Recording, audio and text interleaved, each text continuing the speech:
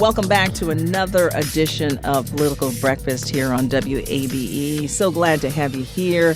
I'm Lisa Rayam, and with me today are our strategists, Brian Robinson and Tharon Johnson, and our producer, Lily Oppenheimer. So we say hello to you, and again, thanks for listening. Want to jump right into some political, some people are calling it a mystery. I don't know. Maybe, like I said earlier in the week, maybe you two have some intel on it.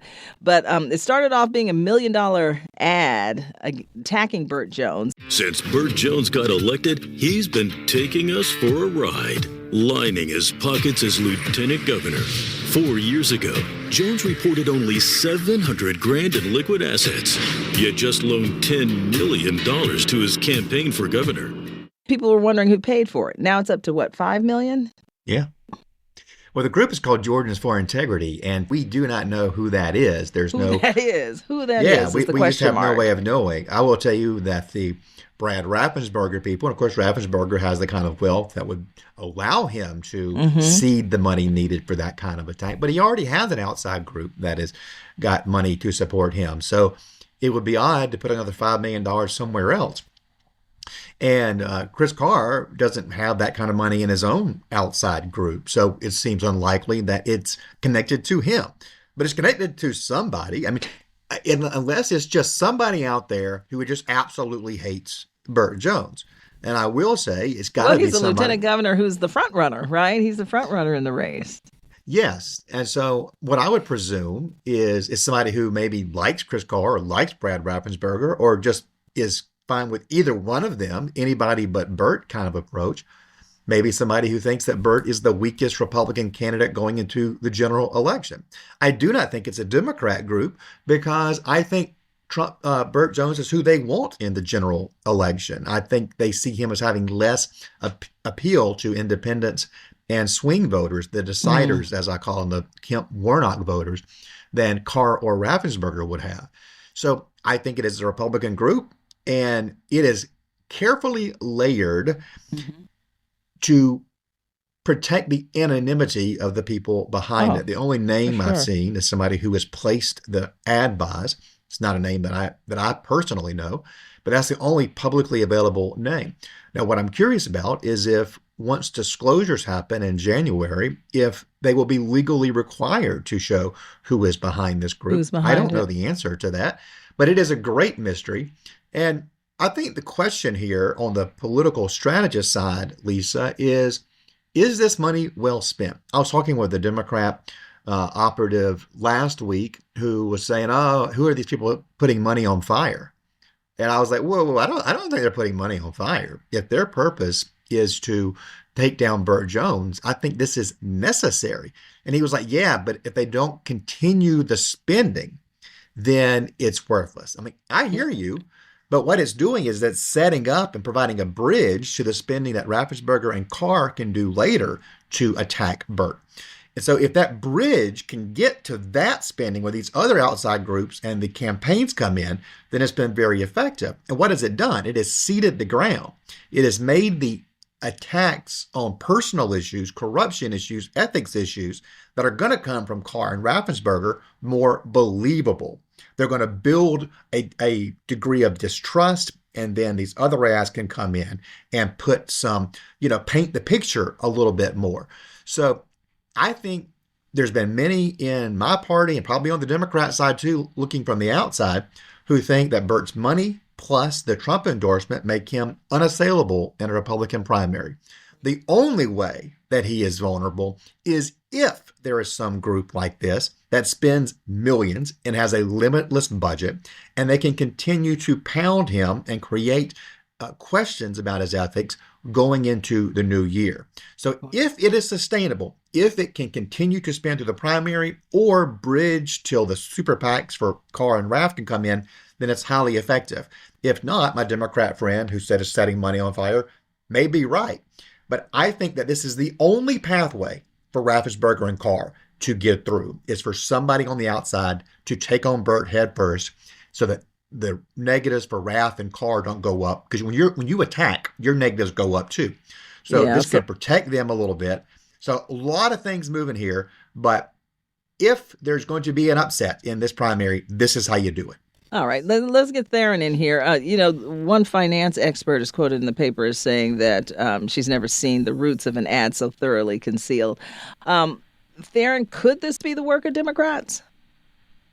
I don't think so, because why would we spend money right now attacking, Burt Jones, where we believe conventionally that he would be the best person to go up against in next November?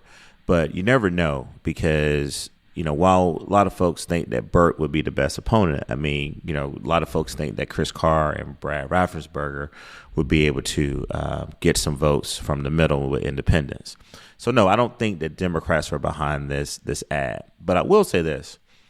I know Brian and I, we travel the state, and I hope we don't have anything scheduled here pretty soon where we're going to see the lieutenant governor, because Lisa, whenever he sees Brian and I, he comes up and he's a gentleman, but he definitely speaks his mind. So B-Rob, I just know that we, I got a session coming up where I got a few bills I'm trying to get through the session, Lisa. So I'm going to do my best to be as nice as I can to the lieutenant governor, but to be factual.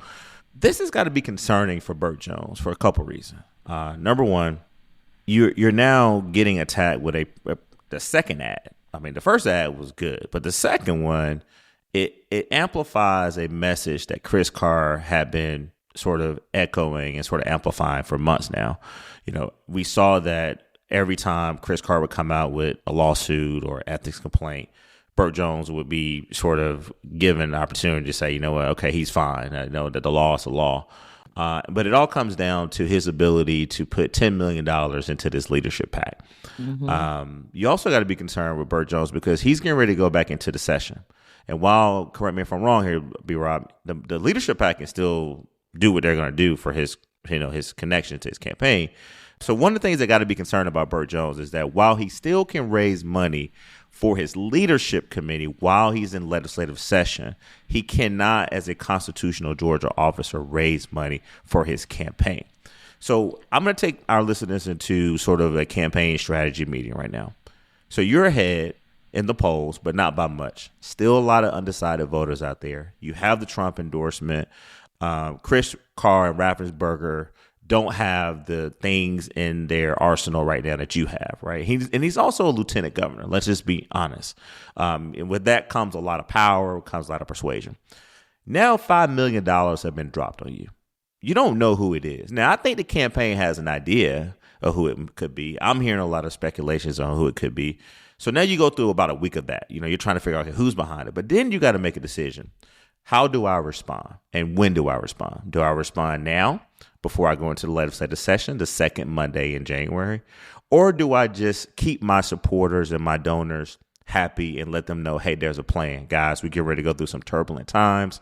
They're going to say everything about me. Because if you're a Burt Jones supporter right now, you're all in with this guy.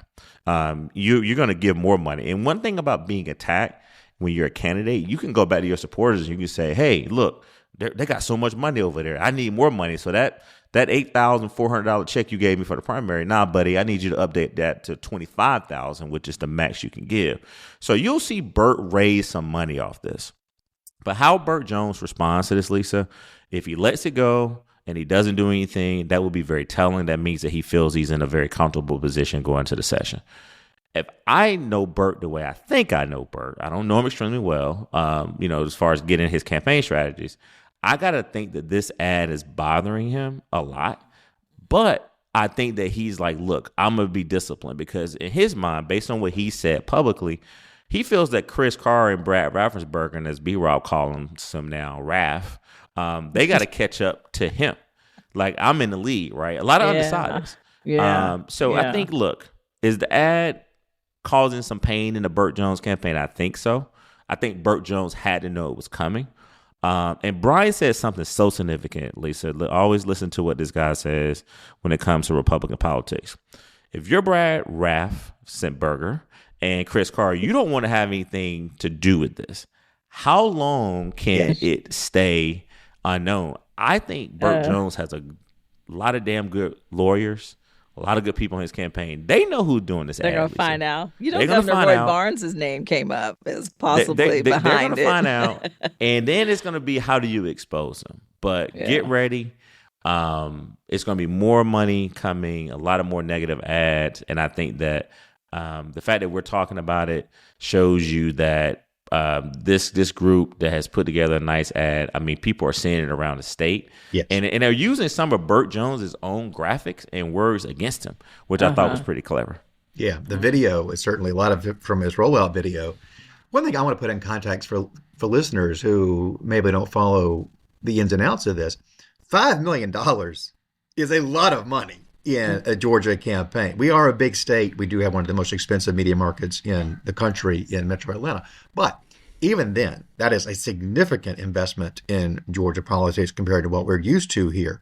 So Burt Jones's folks are concerned. I'm sure they have many theories on who it is, and then some of those theories kind of wash back to me. Some of them have proven to not be accurate. So I don't think that they really know. I know that I don't know. And, I assumed that some of my closest friends knew, that people that I deal with on a weekly basis were in some way attached to this. And what I can tell you is I have, like a hound dog on the trail, tried to sniff it out. And if my friends, the people that I know, are involved, they are all lying to me because no one is telling me that they're involved. So it is deep. It could be an outside of the state source. It could be a billionaire source in the state, somebody who's just, doesn't want to see Burt Jones as governor, maybe somebody that the Jones family ticked off. I mean, we just don't know what the root of this is. But I was going to say this, Lisa, real quick. I think that the thing that's very interesting about this, I go back to the timing. I mean, you're spending this money during the holiday season, which is why I think they had to re-up to the $5 million. The first one was $1 million, as you reported earlier this week, Lisa, and I think it penetrated the atmosphere politically a little bit.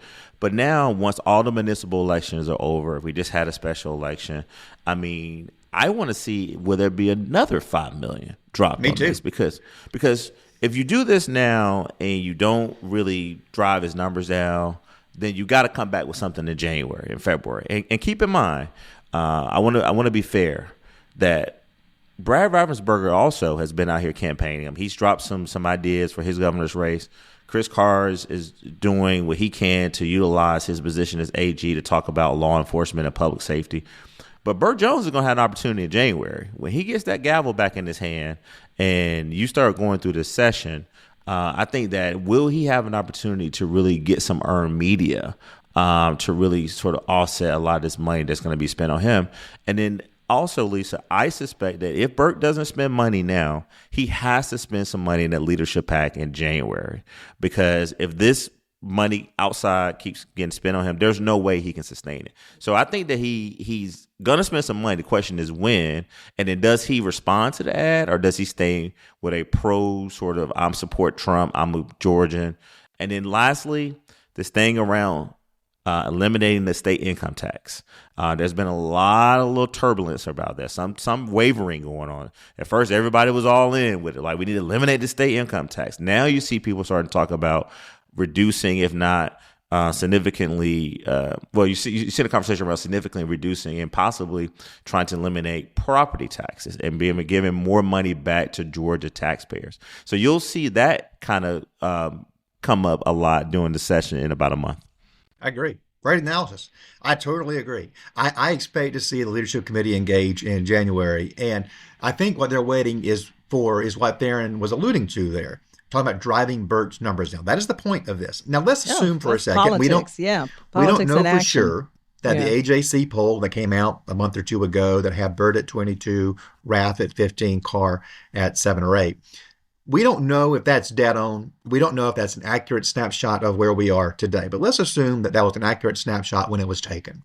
If it damages Burt's numbers going into January, if we see another poll and he is down a little bit using the same metrics as we used by the AJC back in the fall, then we know it's working. We know that it's had an impact. Burt's people will take that data and they will make decisions based on that. And they may have to open up the purse strings and begin to let some of that money flow.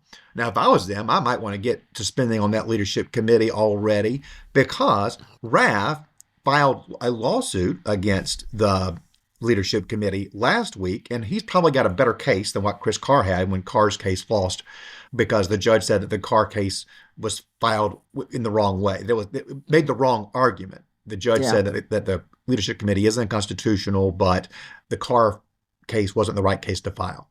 The Raffensperger one is the one that the judge said that should have been filed. So they may have a legal sword dangling over their heads here. So I might just begin to start spending that money. You don't know what you're going to be allowed to do in the spring. So just start defining yourself positively, telling people that you are the Trump-endorsed candidate, maybe some conservative victories that happened while you were lieutenant governor, kind of defining yourself as a true conservative.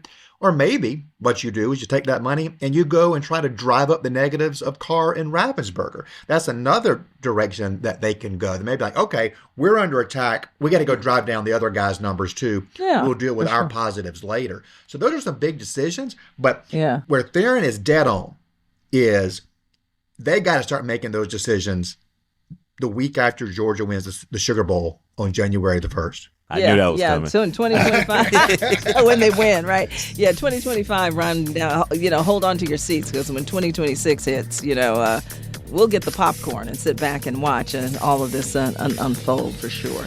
Brian Robinson, Tharon Johnson, thank you so much for your perspective, as always. We're taking Christmas week off, so we want to say Merry Christmas and Happy Holidays, Happy Hanukkah to all of you out there, and thank you so much for being loyal and treasured listeners. Merry Christmas to my friends here on the podcast and to everybody out there who listens. We appreciate you so much. I hope you have a great time with your family over the next few days. Absolutely. Merry Christmas. And I'm so thankful for everyone, Lisa, Lily, Brian, and your families. I wish you guys a safe and happy holidays. Merry Christmas. Happy Kwanzaa. Happy Hanukkah. Happy Kwanzaa. And make sure that you guys understand the true meaning of Christmas. It means family. It means, celebrating however you celebrate it. But definitely take some time to rest and spend time with family. But we'll be right back at the top of the year to give you guys more political chaos during these cold times in Georgia. All right. Well said, everyone. Enjoy your holiday, and we'll talk soon.